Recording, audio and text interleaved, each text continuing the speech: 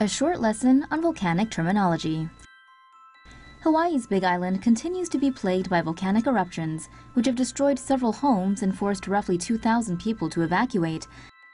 The damage is mostly being inflicted by lava flows and fissures, and it's important to make a distinction between the two in order to better understand the situation. According to the U.S. Geological Survey, lava flows are streams of hot molten rock that pour out onto the Earth during an effusive eruption. Lava flows come in different sizes and speeds depending on the viscosity of the lava. Its path is possible to predict since flows are confined by topography. Volcanic fissures, meanwhile, are linear vents, usually a few meters wide and several kilometers long, through which lava spews out. Scientists may know the general direction of magma flow underground, but it's impossible to predict when and where fissures will appear. Seismic activity and cracks on the ground may indicate that a fissure will soon appear, but the unpredictability of this force of nature definitely makes the situation in Hawaii even more dangerous. When Mother Nature goes boom. The four main types of volcanoes. A volcano is an opening in the Earth's surface where molten rock can escape. The Earth's crust is made up of tectonic plates that shift and move. Volcanoes are often located at the fault lines between these plates. Cinder cone volcanoes occur when lava is ejected from a volcanic vent. Lava is shot into the air and pieces accumulate around the vent. This creates a circular or oval-shaped cone with a bowl-shaped crater at the top. Composite volcanoes contain a conduit system that channels magma to the surface. These volcanoes can have clusters of vents along the sides of the mountain where lava flows out. Shield volcanoes are large, broad volcanoes where lava pours out in thin layers, allowing it to travel farther down the shallow slopes.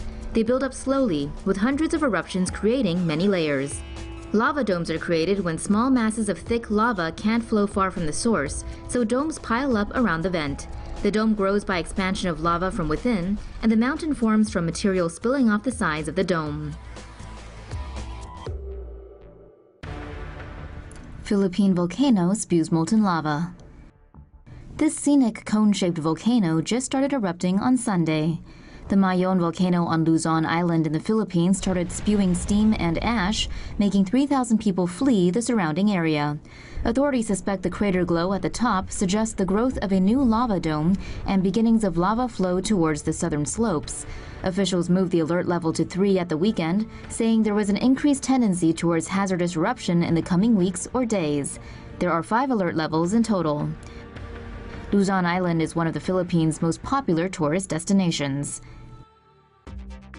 Volcano rising. Scientists have located the magma source of an Italian supervolcano that's considered one of the most dangerous in the world. Campi Flegrei is a volcanic caldera to the west of Naples, which last erupted in 1538, but was responsible for a series of small earthquakes in the 1980s. Researchers who have long puzzled about where the caldera's magma is coming from have now pinpointed the location of a hot zone about 4 kilometers under the nearby city of Pozzuoli. From 1982 and 1984, rising gas and magma caused the ground in the crater to swell, but was prevented from rising to the surface by a deep rock formation. The magma instead spread out laterally, causing minor earthquakes. The caldera has grown hotter since, and with pressure building, scientists fear it could soon erupt and put the entire region at risk. Volcanologists cannot say for sure what the scale of any future eruption could be, but are closely monitoring Campi Flegrei. If Yellowstone blows, it's goodnight Vienna. A volcanic eruption at Yellowstone National Park would be an American natural disaster on a scale that the country has never seen. The event would potentially see millions of casualties and wipe out the West Coast, with its ashfall stretching far beyond U.S. borders. This would cause a volcanic winter, during which widespread starvation would be a threat. According to UN estimates, global food reserves could last only 74 days. Fortunately, the actual chances of that happening are 1 in 730,000, and America's top brains are on the case to stop it from even happening. To preempt such a catastrophe, NASA has developed a plan to drill underneath Yellowstone and pump its magma chamber full of water, extracting the heat. Cooling the magma rock would occur at a rate of 1 meter per year, meaning it could take thousands of years to eliminate the risk of eruption. The cost of NASA's plan is estimated to be $3.5 billion. However, the space agency expects the clean energy derived from heat extraction would offset this via lower power costs and the creation of geothermal plants. This plan only covers Yellowstone. It doesn't include the other half-dozen supervolcanoes in the USA or the 20 others elsewhere on the planet. But experts say they rarely blow, and Yellowstone only erupts every 600,000 years. And when was the last time it blew? Around 600,000 years ago, give or take a few millennia. Yet more flight chaos. Planning on flying around Southeast Asia this week? Well, you might be in for some delays. Indonesia's Mount Sinabung started spewing ash earlier this week, prompting the country to issue flight warnings. According to The Guardian, volcanic ash had been sent to heights of 7 kilometers. If ash comes into contact with aircraft engines, glass inside it can melt inside the combustion chamber. That can cause the plane's blades to stick together and stall the engine. Ash particles can also become lodged inside the pitot tubes, which are a plane's airspeed sensors. If blocked, they may provide pilots with false readings.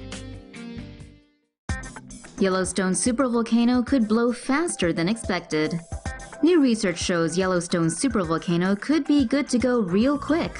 In geological terms, a new study of ancient fossilized ash suggests Yellowstone supervolcano could become active much quicker than previously thought. Arizona State University researchers looked at fossilized ash deposits from Yellowstone's Lava Creek Tuff and found the volcano became active after 2 injections of fresh magma. They found the minerals showed that the critical changes in temperature and composition built up over a few decades. Supervolcanoes have an eruption magnitude of 8 on the Volcano Explosivity Index and spit out more than 1,000 cubic kilometers of hot rock and ash. For now, Yellowstone supervolcano hasn't shown any indications of an eruption, although experts agree there's no way of knowing when the next blast will occur. Thank God nuclear war will have us wiped out before that can happen.